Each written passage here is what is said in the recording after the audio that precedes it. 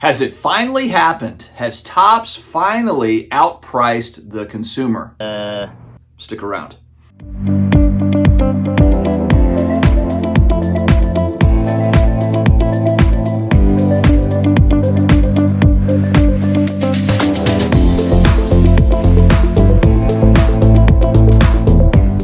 What's going on, sports card hobby family? Another day, another sports card video. We are back again to talk about a little something that I saw creep along on my Twitter feed, and it is the state of Topps product prices. It's having an effect on breakers from what I saw here on the X or the Twitter. Before I dive in, huge thanks to our Tuesday shout outs, cardcapsule.com. You need supplies. You don't want to pay a fortune for them. I've had people actually use the coupon code SportsCardDad. They've gotten their 10% off. They've gotten the Card Capsule stuff, and they are all in on Card Capsule, not using anything else. So make sure to check out Card Capsule for semi-rigids, top loaders, cases, all the things. Check them out, SportsCardDad, for 10% off.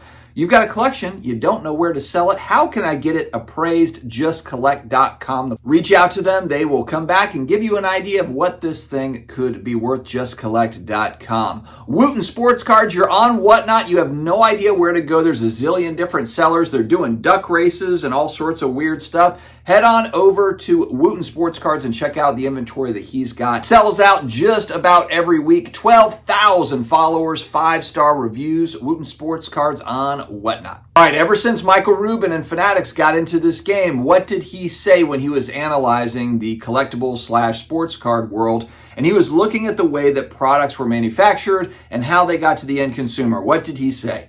He said, man, there is a lot of layers in this process. Distributors, and it goes to somebody else, and it goes to somebody else. And then finally, it gets to the end collector or the speculator or the investor, in quotation marks, whatever you want to call it. Well, it's clear that Topps, they've cut out a lot of that distribution, cut out a lot of those middle people, and they are selling a lot of stuff direct to consumer, but of course they also have companies that are working with breakers, shops, that are getting allocation and so forth. But the price keeps on creeping up on new product. And of course, we've got new Topps Chrome baseball. Everybody's excited about it. Everyone loves their Bowman and their Topps Chrome baseball. Well, I saw a post here on Twitter, on X, and it was from CF Collectibles. Interesting name. Formerly Cheap Fun Breaks. And it says here, this was last night. Hey, we won't be able to run the 25 caser after all. Very sorry about that. We set a $70K minimum and we are just at $46,000. To me, man, I know that I'm just a moron that doesn't pay attention to all the razzes and all this stuff, but that just seems like a hell of a lot of money. But we're talking about 25 cases here. And this is where I want to learn from the community. If you are a breaker or you've seen similar stuff here recently, just operating in the break space, is this kind of normal? Is 25 cases a lot of product? Like for me, I look at that and it's like, man, that seems like a heck of a lot of product.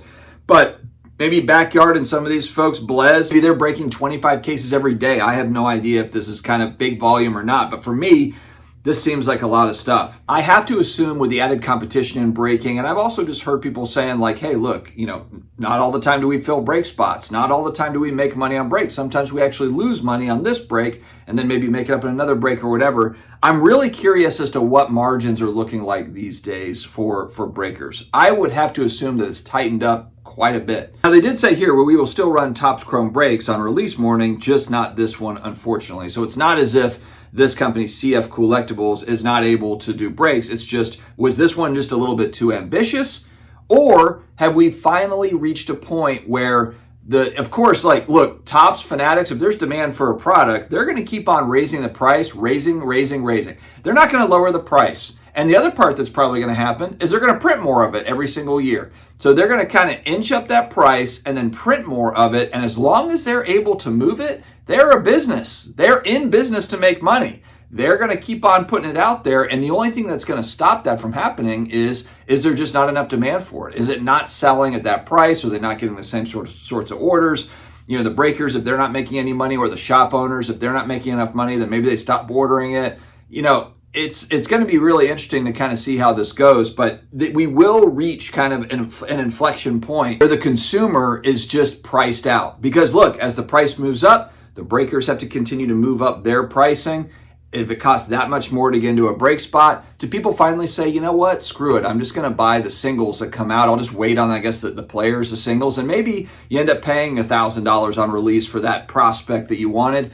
But when you factor in what it would have cost to get into breaks for that particular team or whatever, however they're doing it, you're like, I'll just buy it as it comes out. We will reach that inflection point. We've been talking about this on the channel for a couple of years.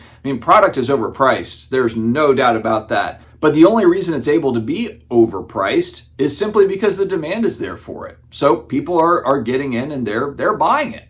If they don't buy it, then the price goes down. It's kind of like inflation on anything. Sports card new product pricing is heavily inflated if we compare now to 5 years ago. Just like eggs, bread, milk, or whatever. Your Pop-Tarts. If you stop paying $5 for a box of Pop-Tarts and it just sits on the shelf, it goes on sale. It's actually kind of what's happened with retail. You go to Walmart now, you go back a few years, people are fighting each other out in the parking lot for product. Now it's just sitting there. It actually looks like 1991 to me when I walk into a Walmart or a Target, because it's the same damn stuff just sitting there. And it's not as if it's just kind of like the off-brand product or whatever. It'll be Prism or whatever is just sitting there on the shelf, not going anywhere, because it's $50 for a blaster and they've printed a zillion of them. You remember going back a few years, it would be like the shopping cart that was filled with blaster boxes.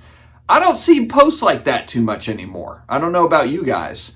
So, this is getting to an inflection point. We're going to get to a point where eventually it's going to be like, you know what, Panini or Topps, maybe we should cut back production runs. But if there is not demand for this stuff, and I'm telling you, it is just a matter of time. You have new collectors, customers coming in, and if it's young people that are getting in, and then it's their parents that are looking at this. If I was just getting in today, and I had been in cards going back to 1990, and I hadn't gotten back in 2018, if I was getting in today, and my kid was like, "Oh, Dad, they've got basketball cards at Walmart," I'd walk up there and be like, "It's $50, $40 or $50 for a box of cards.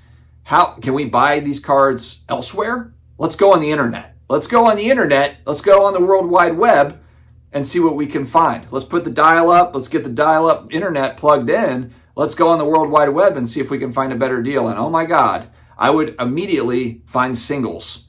And probably start there and learn from there, kind of like what I did when I got back in 2018. And so tell me in the comments, has Topps finally outpriced the consumer, the collector, or is just kind of a one-off? Is just kind of like a one-off post here on Twitter that's basically just saying like, hey, we've got this massive break we were trying to fill and we couldn't fill it, but no problem filling, 1 case, 4 cases, 10 cases or whatever. Is this just kind of an outlier because it was such a large case break?